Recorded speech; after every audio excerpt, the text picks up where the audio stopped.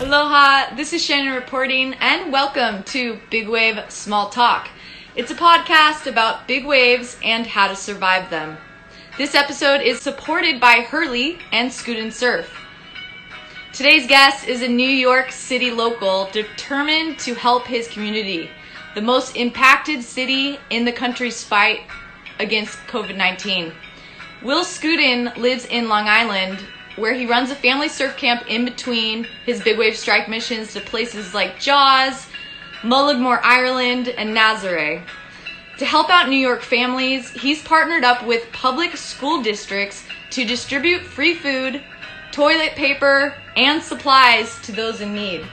New York City is definitely not just has the most cases, but it's a tough situation. You know, where once they used to call it the concrete jungle, now it's like a concrete prison, you know, because now you can't leave. Are you kidding me? Like, you can't be bored. Do you have the internet? You know, like, you could type in anything in the whole world that you want to learn, and you can learn it. If there's anything to take from this, is like, we're all, no matter who you are, every single person on this planet is in this together. Whether you like it or not, you're in it. Hi, Shannon. Hi, so good to see you. It's good to see you too. Where are you? I'm on the North Shore of Oahu.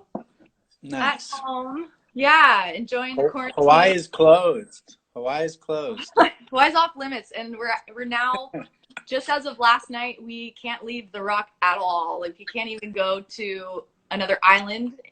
So wow. If I wanted to go to Maui or wanted to go to the Big Island, where the least amount of COVID-19 cases are, we can't. So interesting. That's crazy. Talk about rock fever. I know. Thankfully, this year I have spent a lot more time here anyways, so I'm pretty grounded in my space. But the Hawaiian Islands are not yet feeling the intensity that New York is. So I thought it was important to bring you onto the show, and considering New York to be right now the epicenter of the U.S. fight against COVID-19. So just describe a little bit where you are and the current situation in your community. Yeah, I mean, I definitely think Hawaii's, like, first off, Hawaii's doing it right, because if you close all the doors, nothing could get in, right? Unfortunately, that's not the case here in New York. You have 10 million people that live on top of each other. And it's just, you know, it's one of those things where you can't close the faucet completely, no matter how hard you try. So it will leak. It's just how fast it's going to leak. So, yeah, they're doing their best to try to, you know, stop it from, you know, to try to get the curve, you know, down. But it's growing. I think just now, I just, like, looked it up. It's like up to 67,000 cases of the disease right now, of the virus right now. And yeah, it's just, you know, once it hits the city, it just goes from one person to the next. There's so many people on top of each other. And I think the first couple of weeks, people didn't really, you know, I'm guilty of it. Like, I didn't think much of it. I didn't know we were coming into something like this. So, you know, I think we were all just guilty of not taking it serious. And then now we're on basically lockdown. So yeah, hopefully people take it serious. I spoke to a bunch of my friends in the ER and nurses, and they're just asking people just take it serious. Like, don't mess around. So yeah, there's a lot going on here, a lot of nerves, a lot of people, a lot of different energy. Like, it's just a wild time. I saw the governor of New York issued a nationwide call for doctors and nurses. The last report I saw in the New York Times, there were 76,000 people that volunteered to come to New York. What about people that aren't doctors and nurses? How can they help the New York community? I think the best way to help right now is just stay inside. You know, like, I mean, later down the road, if we come, you know, if there's ways to help the help the helpers. I'm sure that you can go on and try to find ways to help the helpers, like a lot of food drives, and there are some GoFundMe pages for like, you know, all the nurses, the ERs, the firefighters, the NYPD. Like there are ways to give back. I don't have them on my fingertips right now, but I think the best thing to do, like the reason why I'm even on this with you is just to like, you know, just to tell people like you just like their goal is just stay home for a little bit, you know, and that's it. I mean, if we all actually do that, then we'll be having a great summer, you know, traveling all over the world, jumping on airplanes, getting back to you know what we do. So, you know, if not, then we're going to be locked in for a while, and I can't see the mankind being able to be locked in their houses when it's 90 degrees outside and beautiful. So I've been telling people forever how important social media is, and finally they understand now. You've been preaching it for years, yeah. But yeah, I mean, it's pretty wild. I mean, this is like you know, it's so far, like it's like not even, it's not real. It's like it's almost like a Netflix series. I can't believe that something like this could happen, and it just shows you how vulnerable we are, and how important it is that we come together as an Earth. You know, like people have to come together, like globally, not just like all countries, all cultures. It really pulled everybody. Like a lot of times when crazy things happen in the world, they're really focused on one area. You know, a terrorist attack or these or whatever it is. But this is like the first time, and you know, who knows how long, that the whole world is getting attacked at the same time by a, you know, something you can't see. So I think that's really important. Like, if there's anything to take from this, is like we're all, no matter who you are, every single person on this planet is in this together. Whether you like it or not, you're in it. So I think it's important to like take a step back and say like, all right, let me do what I can, and if we all just take a breath and just do what we can, which is not spread the disease, the virus, then we should be on the other side of this pretty soon, hopefully. Yeah, and one of the things you're doing to encourage people to stay home is an indoor barrel contest. Let's talk about that. And I saw some really great submissions already. Tell us a little bit about the details of the contest. Yeah, yeah. So I mean, you got to think about something. You're like, you know, marketing person. Like I'm like, you know what? We got to do something fun. There's a lot of kids in the house, right? Like we're all like trying to take this somewhat serious. I mean, obviously serious, but like we got to keep it. You got to, you know, still be a human, still laugh, still enjoy your life. So there's a lot of kids in our community, especially in the Skudin surf community. So we are really stoked to announce that we're actually partnering with American Dream Mall and opening up an indoor wave pool, like a real one. So we are like days away from opening up that indoor wave pool. No. And I'm like, I always come up with my ideas like when I'm in the shower anyways. But anyways, I'm like, indoor wave pool, we're all stuck indoors. I was like, oh, that would be cool if we do an indoor barrel contest. People have to get creative. Then they win an indoor session. So they'll win, whoever gets like the best, most creative indoor barrel they could shoot at their house, they'll win a session with them and their friends at the wave pool. So it's, yeah, so it's like a legit award, you know. So I actually pieced together some of the entries if you want to watch it. Yeah, for sure. We'll lighten up the mood a little bit here. We've only been doing this for about like a week now. Look at all these submissions.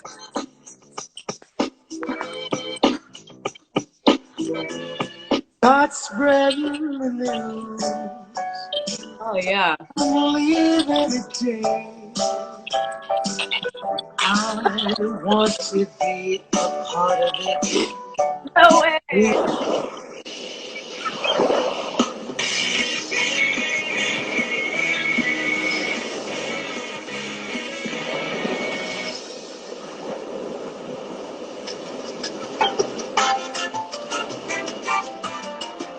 The Tostito getting grilled, yeah.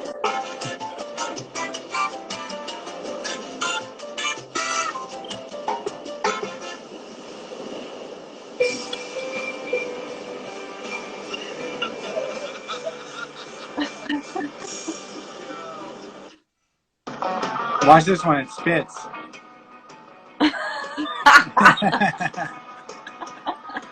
There's a couple more. Hold on. Yeah, the target classic. So pretty classic. So there's a couple. There's one that's definitely like this guy took it to an animation. Like this guy went. Here goes my friend Travis getting barreled with his coffee. But this next one here. I ain't got no friends, so I ain't got no friends. Watch the end of this thing. No. Sick, right? Those are really creative.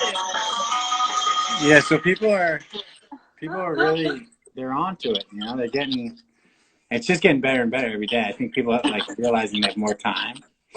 So, but this is the actual wave pool itself. Here's some clips of it.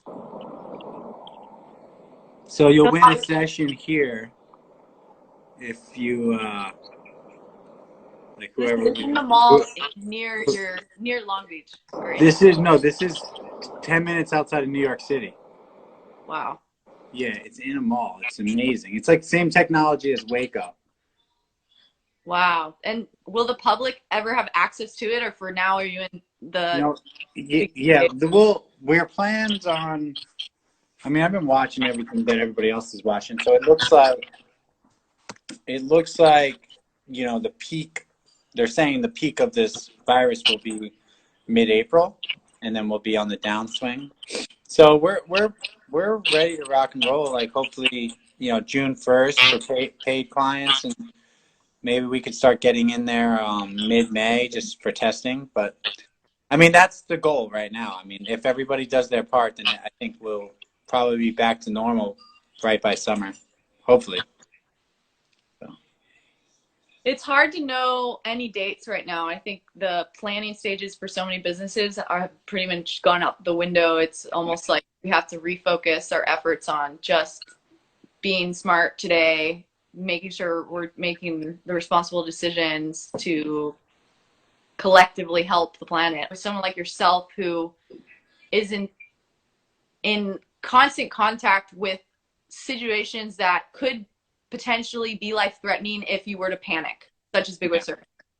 So how do you keep a positive mindset and don't let the fear take over? Well, I mean, I was actually thinking this the other day. I'm like, imagine someone that like loves like having plans, like, and like, you know how the people are like, on April 17th, I'm doing this with my friends. So like, I feel so bad for everybody like that right now, because this is like, no one knows what's going to happen tomorrow. So it's like, but yeah, just to handle your fears and like to really just kind of, I know it sounds like cliche, but just like, just one step at a time, like just kind of focus what's in front of you. And the beautiful thing about big wave surfing is like, why I've always been attracted to it is like when you're there, you really can't think about anything else except like what's in front of you, because it's so dangerous and it's like just absorbs every sensory of your body that you can't, like, you're not thinking at all about anything. Like you don't have space in your brain to focus on anything else in your life, because what's in front of you is, you know, the dragon is basically breathing on you. So yeah, like with big wave surfing, it's just like focusing on that moment and just like taking care of what's in front of you. Because if you don't take care of what's in front of you, then you're probably not going to have tomorrow. So if you come into big wave surfing and you're 50, 1 foot in, 1 foot out, then you might not have, the next day. And that's, I guess you can kind of carry that into like what's happening now is like, listen, like if you go into taking this situation serious at 100%, then all of us will have plenty of time to enjoy our lives. But if we sit around and think it's just not a big deal, then, it could get really bad. And what I noticed too is it wasn't real until you start knowing people that have it. And that's kind of what, struck home with me. Like, oh my gosh, now I have friends of friends that have it. And now I'm hearing from, through the grapevine, like now people we know have it. So now it's like, it's whether they're like, some people I know have it and it went through their body and they had no idea they even had it, but they had to get tested because they work for the medical field, so they actually had it but didn't have any symptoms, and it went through their body and now they're immune. So that because they're, certain people are handling it, certain bodies handle this. It's such a wild virus that, like, depending, it can hit you at so many different levels. Like, some people get it and they have no idea they even got it. Like, I don't even know. I haven't got tested yet. Like, I could have got it and not even known, but then somebody else could get the same thing and they could be on their deathbed right now. So that's the thing. It's like, if you're a carrier, yeah, you're okay, but are you spreading?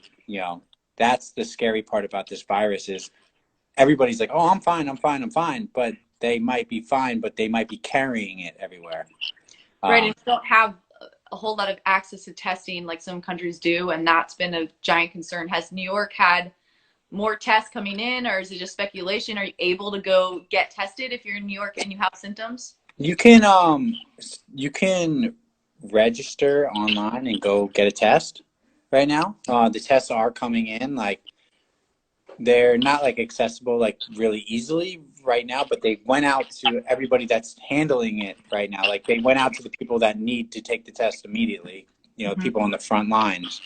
So yeah, the tests are actually, like, you find out in 10 minutes now rather than 2 hours or something. So that's incredible. And you've actually, if you don't have it, it tells you if you already had it now. Okay. If you beat it. So the new tests that are coming out are, because that's tremendous. Like, imagine 10 minutes, like, you can kind of, like, in a crazy place, like, you can take time and let people in some places. Not saying this is ever going to happen, but if a test only takes 5 minutes, 10 minutes, and they're getting it shorter time, you could know before. You could put everybody that's negative and here and everyone that's, it's easier to separate, right? You can even let people into a concert or let people into a restaurant. But I'm not saying you're going to get tested to go into a restaurant, but I'm saying, like, that the quick response tests every 10 minutes are really being able to, like, achieve these goals, because all it takes is one person to walk through a nursing home for 30 people to get it. So it is, the tests are getting better. They're getting here.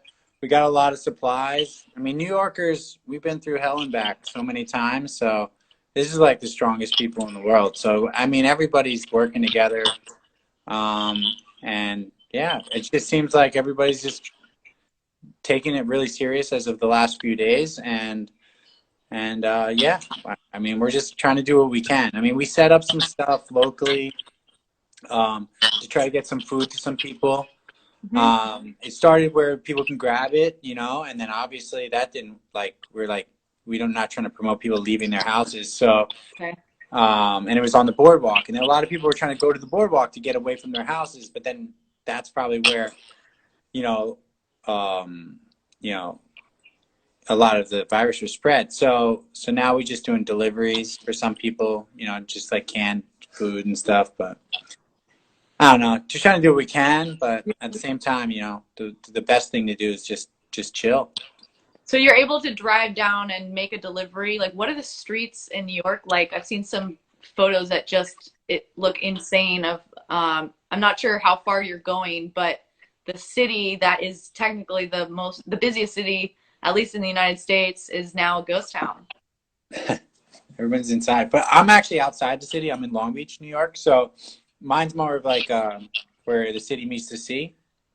So it's a little bit more mellow for us. But yeah, like, everyone, for us, it's kind of funny. Like, everybody is, like, working out in their, like, 10 feet of space outside of their house, So, like, if you were to drive around, you would see, like, it's just so random. Like, there's, like, you go to a corner, someone's doing, like, playing lacrosse on their corner. You go, like, one house over, someone's doing push-ups. You go one house over, someone's, like, skateboarding. You go one house over, like, so everybody's in their little, like, no one's hanging out, but everybody's, like, finding their little outdoor space, For the people in the city, that's definitely tough, you know, because there's a lot of families that are in, you know, apartment complexes and they don't have their outdoor space. And when you do go outside, you know, that's the risk of the virus. So New York City is definitely not just has the most cases, but it's it's it's a tough situation. You know, where once like to call it the concrete jungle, now it's like a concrete prison. You know, because now you can't leave. At least before it's New York City, you're like it's freeing to a lot of people who live in New York City because it's like hiding in plain sight. They like to feel the like it's like if you're swimming with a bunch of fish, you're just flying. You're unseen. It's almost like you're free there. Like a lot of people fall in love with that. A lot of people like that stuff. But now you're taking those people that love the city, they love the hustle bustle. They actually miss the traffic and the craziness. And now you're taking those people that fell in love with this wild city that never goes to sleep, and now you're telling them you have to stay in your apartment for a month. So yeah, that's gonna get crazy. It's gonna get a little wild because the people that live in the city and you know they like to be in and around. They like to play. They like to go out to places. That's why they live there. So I was watching videos from, I guess there's a 7 o'clock shift change for doctors when the entire city of New York from the balconies and their windows started applauding, and there's a giant applause throughout Manhattan for the doctors that are on the front lines and the nurses. Someone watching this that doesn't have that outdoor space, what can people do right now inside to release tension and stress? Maybe something that you do in training for surfing that they could apply. Yeah, I mean, I'm like your brain is your biggest muscle, I feel like. So if you're watching, like if you're like at that point where like you say like I'm bored, like for me, like I wish like I was a kid right now. Like, are you kidding me? Like you can't be bored. You have the internet, you know, like you could type in anything in the whole world that you want to learn and you can learn it. Like you could learn, like you have 30 days right now to learn how to, you know, all the Adobe programs. You can learn After Effects. You can learn Adobe Suites. You can learn, like you could pick up a trade right now in the next 30 days and take tutorials online. You can't be bored because you have the whole world on your fingertips. So like that's just kind of, that's not being bored, that's just being lazy, right? So like my advice to somebody is like pick a trade. Pick something that you like always wanted to learn on your computer, like having a trade on your computer, whether it's editing or music or building sounds or something that takes time that is like ultimately you get paid for it, right? Like people hire editors, you know, audio, like sound design, After Effects, like motion graphics, like stuff like that. People pay a lot of money for people that are good at that. So I would like to see, like, if you're like a young kid, 17, you know, any teenager right now, like, you know, do go online, find something like that that you like that, and learn a new program, learn a program or two, and then between that, do some push-ups, do some sit-ups, and you know, try to keep some kind of a routine. I like, you know, I think it's really important to try to eat as healthy as possible right now, just because we can't burn off the bad stuff. So, you know, just do that and just kind of come up with a routine. But that's my thing. It's like, hey, like a lot of people are like, I'm so bored. Like you're bored of reading memes. You're not, you know, you didn't try enough. So I think my advice is like, I was watching tutorials for 2 hours today. Like I really want to get back into learning After Effects because I know Premiere and I know the, you know, Photoshop and all that, but I want to start to really learning more. So yeah, I'm going to use these next 30 days to learn all the Adobe Suite programs as best as I can. It's amazing advice. And not to mention, Adobe right now is offering, I believe it's 2 months free for anyone that has Creative Cloud already. So if you can't afford Photoshop or you can't afford InDesign or any of these programs you've been using, video editing software, you can actually go to the Adobe site, go to your account and request assistance, and they will push your bills back. I know, at least in the Hawaiian Islands, a lot of our bills are basically, you don't have to necessarily pay them right now. And please look into each company separately. And if you're watching this and you don't know how you're going to make money for rent or for food, there are government services. I think there's a lot out there. There's a lot of programs out there, and we definitely, I think it's just absolutely great what you said about trying to learn something new. Maybe keep a routine. Also good for anyone on, especially someone like you who is often traveling regularly. Keeping a routine, even in those different places, can help you achieve a lot more and just get grounded in the morning, like whether you're waking up in Mexico or New York or Puerto Rico. Have you seen anything that's happening in Puerto Rico? I know they've been on lockdown pretty early. Have you been in contact with people down there? Yeah, I spoke to my friends and family down there, and yeah, I mean, they're kind of doing what the Hawaii's doing, except they're not allowed to surf. I don't know. Are you guys allowed to surf over there in Hawaii?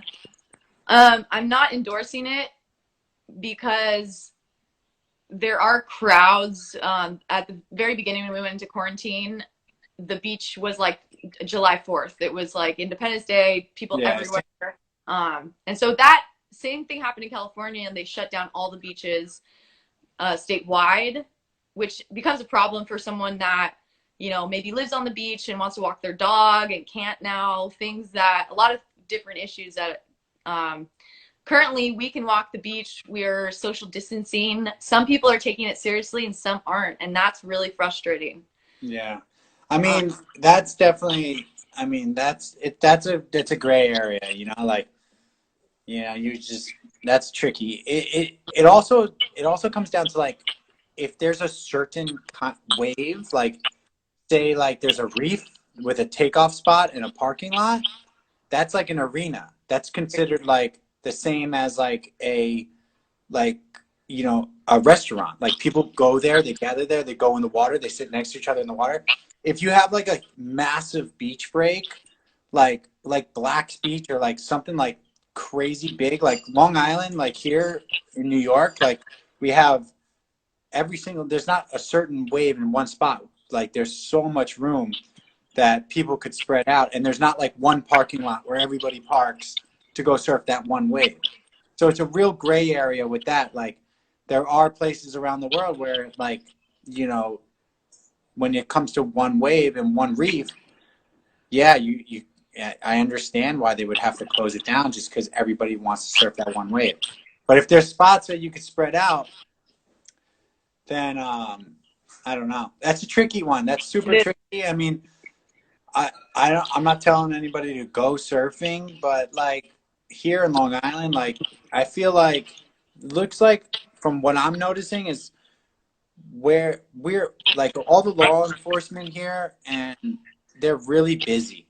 There's a lot going on, and like they expect us to do the right thing, and the last thing they need to do is chase around surfers on the beach. Like we're trying to keep people alive here.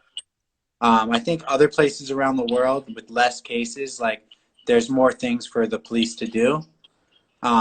So they're patrolling more, you know, and they're doing more patrolling. Here, you know, we're working really hard to keep people, like, you know, alive. And so that's a little weird, like the whole non-surfing thing. Like, I mean, if it's done right, it's probably the best thing for you. But if it's done wrong, it's the worst thing too. So that's a tricky one for sure, you know. And things are changing so fast that what we think today might be safe, tomorrow could be deemed illegal. So I think everyone needs to listen to their local government, which are all handling this differently depending on the situation in your community, which I think just brings it back to just being responsible, that this is a global issue. What we do today is going to affect what happens tomorrow, and being an ambassador. Sorry to interrupt you. You're reading some of these these comments. A lot of them. How about this guy? OBX wide open for the locals. Enjoy that. You if they can go to the New York beaches and what the scene is there. I think everybody just stay at home. That's the deal. Stay at home. You know, I went for a walk on the beach with my girlfriend. You know, just now we have a little private access.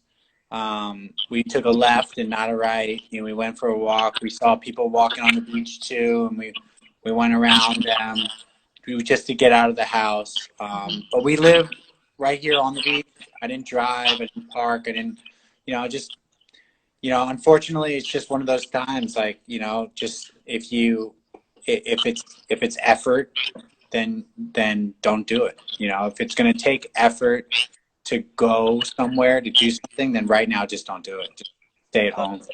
No matter what the way, there'll be more waves. Like, I think, you know, if you have the perfect setup and you could jump in the water and it's right in front of your house and nobody's out and this is where you live and that's your spot and you're looking at it and no one's around and you have that opportunity to social distance, then go social distance. But not like, you know, I don't know. It's hard to like give people advice. Like, because I could be saying this, and then next thing you know, the cops are shutting us down over here. So I don't know. I think that time will tell. But yeah, just as long as people stay home and just, you know, try to do some kind of exercises and stay at home right now. Try not to use the car that much. Yeah, that's the thing. You know, just do what you can. Yeah, and I'm just so grateful to have you on the show. I think you've really helped bring it home to me, where I think a lot of us that if we're not in a city where it feels like the hospitals are already overbearing, then it's harder to understand the severity of the situation. Watching Europe go through this was really devastating for me. Watching Spain and Italy and those countries, all the surfers are on lockdown. They're not allowed to go to the beach. And that's happening in a lot of places like Costa Rica, where we just saw, I don't know if you saw the video of one of the policemen shooting a surfer who was getting out of the water. I don't know if it was a flare gun or a gun. But I hope that wasn't a gun. Hopefully that was a taser. I mean, things are wild. Can you imagine getting shot at for surfing? I never thought I would see the day when surfing would be illegal. I know you, but you want to see what I want to show you what I want the world to come back to. This right here. This is what it all comes down to right here. See this? I'm digging through all these hard drives over here, right? And I ran into this picture. And this is right before we paddled out in Nazaré. And like, this is what it's all about. You got California, UK, Portugal, UK, United States. So it's like, you know, New York. You got. So that's what we want to do. We want to come together. We want to get these moments again. But we got to work together to do that, you know. But yeah, that's about it. But yeah, I was just digging through some hard drives. But I think that everyone, if you are watching this, if you do watch this, just know that we know we're all. It's all a giant question mark, and at this, just go on the side of caution, and just do, you know, just go that little extra mile. Like, you know what, maybe I should. Like, I haven't seen my parents in 2 weeks. Like, you don't think I want to go up the block and hang out with my dad, like my mom? Like, I want to hang out with my mom. I love my mom. I never not hang out with her, but I'm staying away from her. Too. She's so awesome. Yeah. I'm staying away from them right now because I don't know if I'm a carrier, and you know, like, that's what I'm doing. And I think if we all kind of take that extra step to like just try to do things like that, then I think that will be fine. I think we'll be on the other side of this pretty quickly. I think we got the smartest people in the world working on this, and we have, you know, a very strong base, and I think we'll get through it. I really do. I just think that people need to just understand the severity of the situation, and then we'll get through it. For sure. Words of advice. Thank you so much, Will, for joining us. Be sure, everyone watching, to do some kind of creative project, indoor barrel. If you want to win, opportunity to one day surf Will Skudin's new wave pool. I'm so excited to hear more about that, and looking forward to the ribbon cutting sometime in the future. June. We're going to do it in June. Everyone's going to stay inside. They're going to get barreled in their house, and we're going to do it in June. Thank you, Shannon. Yeah, no, thank you. Aloha to you and your family.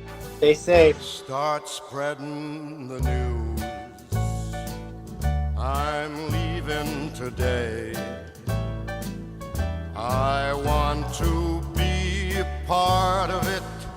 New York